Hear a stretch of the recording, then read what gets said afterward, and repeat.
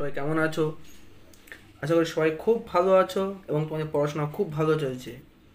তো আমি আজকে পিএসসি স্পেশাল বেশ কিছু এক্সাম আমাদের হয়েছে, ফুড এসআই বলো, যে হয়ে গেল আমাদের এক্সাম, এবং বিভিন্ন ধরনের পরীক্ষা থেকে কিছু শিফট আমরা করেছি, বেশ কিছু কোয়েশ্চেন, যে সমস্ত আজকে হচ্ছে একদম টপ মোস্ট জিকে সেট আমরা সলভ করব।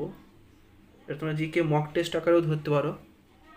এই সমস্ত প্রশ্নগুলো কিন্তু বারবার বারবার কিন্তু পরীক্ষায় রিপিট হয়েছে। তো চলো আমরা আগে শুরু করি সেটটাকে। প্রথম প্রশ্ন দিকে আমরা নজর রাখবো। প্রথম প্রশ্ন বলছে, পোলিও কি ঘটিত রোগ? পোলিও হলো একটা ভাইরাস ঘটিত রোগ, অর্থাৎ এই ভাইরাস চ্যাপটা কি এখন ডিজিজ, এই যে ডিজিজ ঘটিত রোগ, এটা কিন্তু পরীক্ষা খুব ভালো অনেক আসে। পরবর্তী প্রশ্ন একটা বড় করে নিয়ে এটাকে আমরা। পরবর্তী প্রশ্ন বলছে যে মিনামাটা রোগ, এই যে মিনামাটা রোগ যে হয়, জাপানে হয়েছে মিনামাটা রোগ, তো মিনামাটা রোগের কারণ কি? মেনলি এটা পারদ দূষণের ফলে হয় মিনামাটা রোগ। নেক্সট কোয়েশ্চেন, প্লেগ, এই প্লেগ রোগের কারণ কি? মানে ইঁদুর থেকে মেনলি কিন্তু এই প্লেগ রোগটা ছড়ায়। দেখতে দেখছো রোগ থেকে কিন্তু 3-4টে কোয়েশ্চেন আমরা প্রথমে পেয়ে গেলাম। পরবর্তী প্রশ্ন, মানব দেহে অস্থির সংখ্যা কত? মানব দেহের হার আছে 206টা হার। পরবর্তী প্রশ্ন, বিশ্ব উষ্ণায়নের জন্য দায়ী কোন গ্যাস? CO2 গ্যাস বা কার্বন ডাইঅক্সাইড গ্যাস। এটা কিন্তু আমাদের যে গোটা বিশ্বের যে টেম্পারেচার বাড়ছে তার জন্য কিন্তু দায়ী এই CO2 গ্যাস। চলো পরবর্তী প্রশ্ন বলেছে, আলমগীর কোন মোগল সম্রাট? না, আলমগীর কার নাম? হচ্ছে ঔরঙ্গজেবের নাম আলমগীর। এটা দেখছে মোগল যুগ থেকে কিন্তু একটা এসছে, মানে ঔরঙ্গজেবকে কি বলবো, যে মোগল যুগে কিন্তু সর্বশেষ শাসক হয়েছে ঔরঙ্গজেব, যিনি মারা গিয়েছিলেন 1707 সালে, তিনি কিন্তু মারা যান। ঠিক আছে, পরবর্তী প্রশ্ন দিকে আমরা নজর দেবো। স্বরাজ আমার জন্মগত অধিকার, এটা কে বলেছিলেন? একটা বিখ্যাত লোকের উক্তিকার কথা, বাল গঙ্গাধর তিলক, তিনি বলেছিলেন কি যে স্বরাজ আমার জন্মগত অধিকার। পরবর্তী প্রশ্ন, ফাহিয়েন কার রাজত্বকালে ভারতে আসেন? দ্বিতীয় চন্দ্রগুপ্ত, যাকে আমরা বিক্রমাদিত্য নামেও চিনি, এই দ্বিতীয় চন্দ্রগুপ্তের সময় ফাহিয়েন কিন্তু ভারতবর্ষে এসেছিলেন। পরবর্তী প্রশ্ন, আইহোল প্রশস্তিতে কোন রাজার কীর্তি আছে? মানে এই যে আইহোল প্রশস্তি, মানে কোন রাজার কীর্তি আছে? দ্বিতীয় পুলকেশী। এই দ্বিতীয় পুলকেশীর সম্পর্কে আমরা জানতে পারবো এই আইহোল প্রশস্তি থেকে। তো এখানে একটা গুরুত্বপূর্ণ প্রশ্ন, দ্বিতীয় পুলকেশীর সভাকবি কে ছিলেন? দ্বিতীয় পুলকেশীর সভাকবি ছিলেন রবি কীর্তি, এবং ইনি কিন্তু লিখেছিলেন এই আমার আইহোল প্রশস্তি। তেমন তোমাদের চটপট আমাকে মানে কমেন্ট সেকশন জানাও যে এলাহাবাদ প্রশস্তি কার লেখা? এলাহাবাদ প্রশস্তি কে রচনা করেছেন? ঝটপট কমেন্টে এটা উত্তর আমরা জানাবা। পরবর্তী প্রশ্ন, দিল্লির প্রথম মহিলা শাসক কে ছিলেন? রাজিয়া সুলতানা। জানো যে দিল্লিতে একমাত্র রাজিয়া সুলতানা হয়েছেন একমাত্র মহিলা শাসক। আবার এটা কোয়েশ্চেন, এই টার্মটা ঘুরিয়ে পেতে পারো যে মধ্যযুগে একমাত্র মহিলা শাসক কে ছিলেন? উত্তর হচ্ছে রাজিয়া সুলতানা, মানে ইলতুৎমিশের কন্যা তিনি কিন্তু, মানে রাজিয়া সুলতানার সময়কাল হয়েছে 1236 থেকে 1240, এই যে টাইম পিরিয়ড, এটা হচ্ছে রাজিয়া সুলতানার সময়কাল। পরবর্তী প্রশ্ন, শশাঙ্ক কোথাকার রাজা ছিলেন? শশাঙ্ক ছিলেন গৌড় আছেন শশাঙ্ক। পরবর্তী প্রশ্ন, মহাবলীপুরমের রথ মন্দির, এটা পল্লব বংশ আমলে কিন্তু তৈরি হয়েছিল মহাবলীপুরমের রথ মন্দির। পরবর্তী প্রশ্ন হচ্ছে আকবর নামা গ্রন্থের রচয়িতাকে? আকবর নামা গ্রন্থের রচয়িতাকে লিখেছিলেন আবুল ফজল। আবুল ফজল লিখেছিলেন এই আকবর নামা। আইনে আকবর, এটাও ধরতে পারো, এইটা আবুল ফজল লেখা। পরবর্তী প্রশ্ন, তরাইনের প্রথম যুদ্ধ কবে হয়েছিল? এটা হয়েছিল 1191 সালে হয়েছিল তরাইনের প্রথম যুদ্ধ। এক্ষেত্রে জানো তরাইনে কিন্তু দুটো যুদ্ধ হয়েছিল, একটা তো হয়েছিল 1191 সালে, আর একটা হয়েছিল তার ঠিক পরের বছর অর্থাৎ 1192 সালে হয়েছিল আর একটা যুদ্ধ, এবং দুটো যুদ্ধই কিন্তু সেম লোকের মধ্যে হয়েছিল, তৃতীয় পৃথ্বীরাজ চৌহান ভার্সেস মোহাম্মদ ঘড়ি। পরবর্তী প্রশ্ন, সিপাহী বিদ্রোহের প্রথম সূচনা কোথায় হয়? এটা কলকাতা ব্যারাকপুরের কাছে হয়েছে সিপাহী বিদ্রোহের প্রথম সূচনা। পরবর্তী প্রশ্ন, পানিপথের প্রথম যুদ্ধ কবে হয়েছিল? 1526 সালে হয়েছিল পানিপথের প্রথম যুদ্ধ। নেক্সট, পানিপথে আমরা এখানে যাকে বলি যে পানিপথে টোটাল 3টে যুদ্ধ পাই। একটা যুদ্ধ তো 1526 মেবিনিরা, একটা হচ্ছে 1556 সালে হয়েছিল, এটা পানিপথের দ্বিতীয় যুদ্ধ বলি। একটা হচ্ছে 1761 সালে, এটা হচ্ছে পানিপথের তৃতীয় যুদ্ধ। তো 3টে যুদ্ধই বলে দিলাম, একটা এক্সট্রা ইনফরমেশন, খাতা লিখে নিতে পারো তোমরা। পরবর্তী প্রশ্ন, পলাশির যুদ্ধ কবে কাদের মধ্যে হয়েছিল?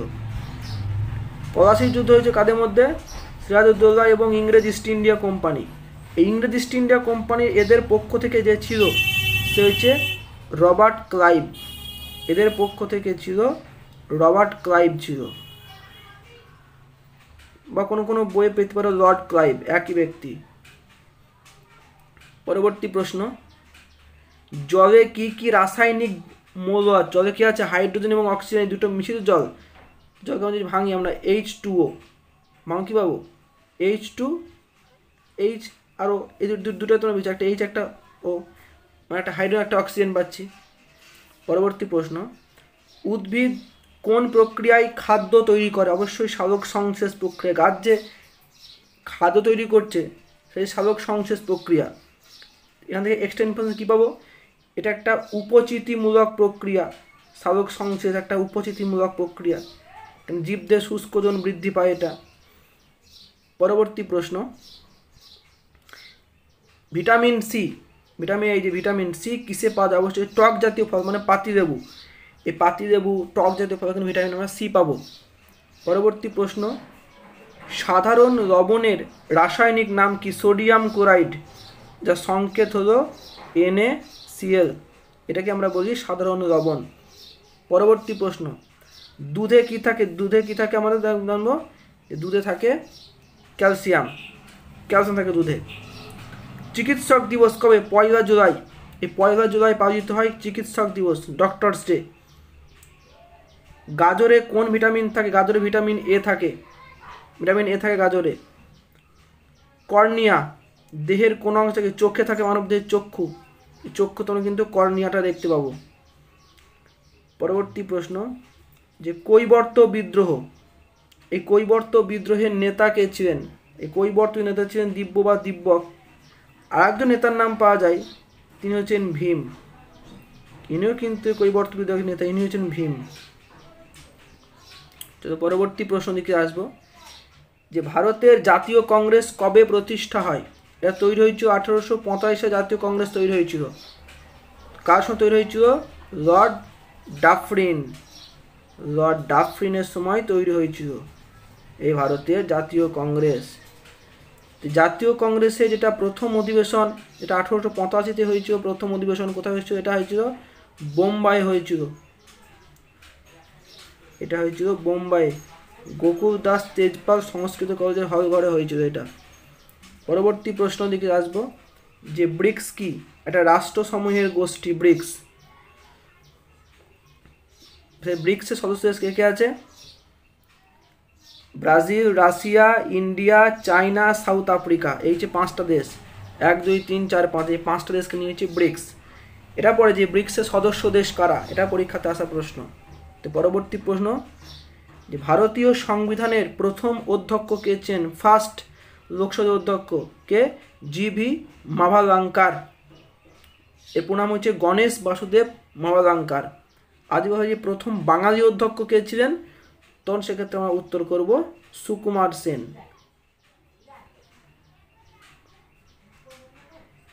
সুকুমার সেন কি বলতো? এটা কি লোকসভা কি প্রথম বাঙালি অধ্যক্ষ না সুকুমার সেন কোন পদে ছিলেন? তো প্রত্যেক একটা কমেন্ট বক্সে উত্তর করে জানাবো এটা।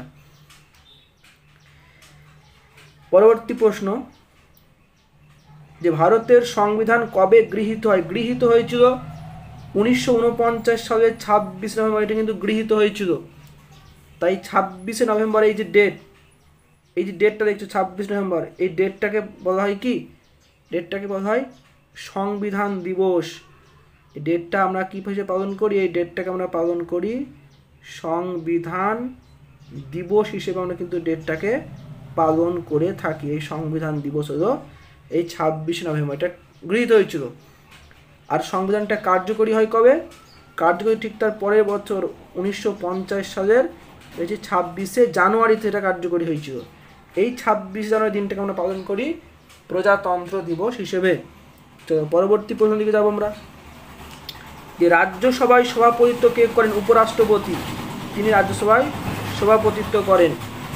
পরবর্তী প্রশ্ন, আনন্দ মঠ কে রচনা করেন? বঙ্কিমচন্দ্র চট্টোপাধ্যায়, তিনি রচনা করেছিলেন আনন্দ মঠ। ভারতীয় প্রজাতন্ত্র কবে ঘোষিত হয়? যেটা বললাম যেভাবে কার্যকরী হয় 1950 সালে, ওইটা কি ধরা হয়? পরবর্তী প্রশ্ন, ক্যাকটাস কোন অঞ্চল? এটা মরুভূমি বা জঙ্গল টাইপের উদ্ভিদ হচ্ছে ক্যাকটাস। আচার্য প্রফুল্ল চন্দ্র রায় কে একজন রসায়নবিদ ছিলেন। নেক্সট কোয়েশ্চেন, আচার্য জগদীশ চন্দ্র বসু কে একজন বিজ্ঞানী ছিলেন, অবশ্যই সহজ প্রশ্ন একটা। ডক্টর মেঘনাদ সাহা কিন্তু তিনি একজন পদার্থবিদ, অবশ্যই তিনি একজন সায়েন্টিস্টও বটে। আবিষ্কার করেছেন থার্মাল আয়োনাইজেশন তত্ত্ব, এটা বিখ্যাত একটা তত্ত্ব তার। পরবর্তী প্রশ্ন, যে প্রজ্ঞান, এই প্রজ্ঞান কোন বিষয়ের সঙ্গে সম্পর্কিত? এটা মহাকাশ বিজ্ঞানের সঙ্গে যুক্ত হয়েছে প্রজ্ঞান। এরকম কোয়েশ্চেন না পাওয়া তো এখন স্কিপ করে চলে যাওয়া, একটু অড কোয়েশ্চেন যদিও। ভারতীয় সংবিধানের জনক কাকে বলা হয়? ফাদার অফ ইন্ডিয়ান কনস্টিটিউশন কাকে বলবো আমরা? Doctor B.R.. আম্বেদকরকে বলবো, তিনি হচ্ছেন ভারতীয় সংবিধানের জনক। পরবর্তী প্রশ্ন দিকে আমরা যাব। যে ভারতীয় সুপ্রিম কোর্টের প্রধান বিচারপতি, অর্থাৎ সুপ্রিম কোর্টের বিচারপতিদেরকে নিয়োগ অবশ্যই ভারতীয় রাষ্ট্রপতি। এই সুপ্রিম কোর্ট এবং হাইকোর্ট দুটো বিচারপতিকে নিয়োগ করছে রাষ্ট্রপতি, এবং এদিকে ছাড়ানোর দায়িত্ব কিন্তু আছে রাষ্ট্রপতির। তো সুপ্রিম কোর্টের বিচারপতিরা কত বছর পর্যন্ত স্বপদে বহাল থাকেন? 65 বছর পর্যন্ত। আর হাইকোর্ট হবে 62 বছর পর্যন্ত, খেয়াল থাকে এটা। পরবর্তী প্রশ্ন, যে বিশ্ব পরিবেশ দিবস কবে পালিত হয়? 5ই জুন পালিত হয় বিশ্ব পরিবেশ দিবস। রানীগঞ্জে কোন খনিজ পদার্থটি পাওয়া যায়? অবশ্য কয়লা, রানীগঞ্জে কয়লা বিখ্যাত, রানীগঞ্জ আসানসোল। পরবর্তী প্রশ্ন, the story of my experiments with truth, এই যে বই, এটা কার লেখা বই? এটা হচ্ছে মহাত্মা গান্ধীর লেখা বই। G20 গোষ্ঠীভুক্ত দেশগুলির সভাপতি কি? অবশ্যই ভারত। G20 মানে গভর্নমেন্ট, ভারত হচ্ছে তার চেম্বার, এখন বর্তমান চেয়ারম্যান পদে আছে ভারত। পারাদ্বীপ বন্দর কোথায় আছে? উড়িষ্যা আছে পারাদ্বীপ বন্দর, উড়িষ্যাতে। বাদুর কিসের সাহায্যে দেখতে পাই? বাদুর কিন্তু রাতে ওই যে প্রতিধ্বনি, ওই যে আল্ট্রাসনিক সুপারসনিক যে সাউন্ডগুলো আছে, ওই সাউন্ডগুলো শুনি তারা কিন্তু দেখতে পাচ্ছে এটা, ঠিক আছে। চলো তাই হোক, একটু গন্ডগোল হয়ে গেল। তো পরবর্তী কোশ্চেনে আমরা যাবো।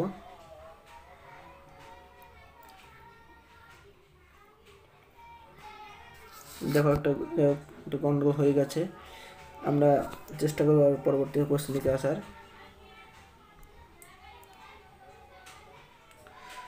পরবর্তী কোশ্চেন দিকে যাবো। কি দার্জিলিং কিসের জন্য বিখ্যাত? এটা চায়ের জন্য বিখ্যাত দার্জিলিং। নিম্নলিখিত কোনটি রক্ত গ্রুপ? এই যে ও ব্লাড গ্রুপ, এ আছে, বি আছে, তারপরে A B group O A B blood group যেটা বলা হয়, তুমি জানো প্রত্যেকেই। স্বাধীন ভারতের প্রথম উপরাষ্ট্রপতি কে ছিলেন? ডক্টর সর্বপল্লী রাধাকৃষ্ণন। সেকেন্ড রাষ্ট্রপতি বলতে কিন্তু হবে এই একই ব্যক্তি। কোন সাংবিধানিক সংশোধনী পঞ্চায়েতি রাজ প্রতিষ্ঠানকে সাংবিধানিক মর্যাদা দিয়েছে? 73তম যেটা অ্যামেন্ডমেন্ট অ্যাক্ট, 73 অ্যামেন্ডমেন্ট অ্যাক্টের মধ্যে এটা চালু করা হয়েছিল। ছোট্ট একটা ভিডিওর মধ্যে অনেক কটা কোশ্চেন আলোচনা করলো। এই সমস্ত প্রশ্নগুলো কিন্তু বারবার পিএসসি বলো, ডাব্লিউবি বলো, যে কোনো পরীক্ষা রিপিট হয়েছে। ভিডিও দেখলে অবশ্যই ভিডিও লাইক করে দিও, শেয়ার করে দিও বন্ধুদের মধ্যে, এবং সাবস্ক্রাইব করে দিও চ্যানেলে নতুন থাকলে। চলুন দেখা হচ্ছে আমার নেক্সট ভিডিওতে। এই ধরনের দুর্দান্ত একটা সেট নিয়ে আবার আসবো। চলো ততক্ষণের জন্য টাটা।